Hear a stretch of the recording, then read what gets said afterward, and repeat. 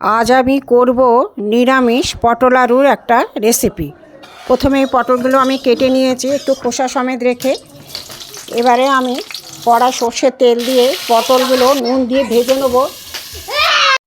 নুন হলুদ দিয়ে পটলগুলো আমি ভেজে নেব, ভালো করে ভেজে নেব একটু লাল করে। নিরামিষ দিনে নিরামিষ পটল আলুর তরকারি বন্ধুরা ভালো লাগে, করে খেয়ে দেখবেন। পটলের সাথে আলু কটাও আমি ভেজে তুলে রাখবো।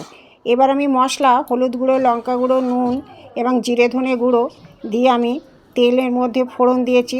জিরে, তেজপাতা, শুকনো লঙ্কা, সর্ষের তেল দিয়ে ফোড়ন দিয়েছি। দিয়ে আমি মশলাটা গোলা জল দিয়ে একটু গুলে নিয়েছি, মশলাটা দেবো।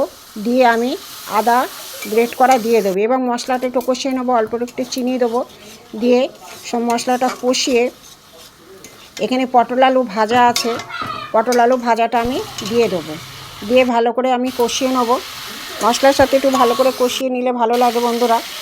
একটু গরম মশলা দিয়ে দিলাম, কষিয়ে আমি জল দেবো। জল দিয়ে আমি চাপা দিয়ে দেবো। পটল আলুটা সেদ্ধ হবে। রুটি, পরোটা সব দিয়েই ভালো লাগবে। পটল আলুর রেসিপি আমার হয়ে গেছে।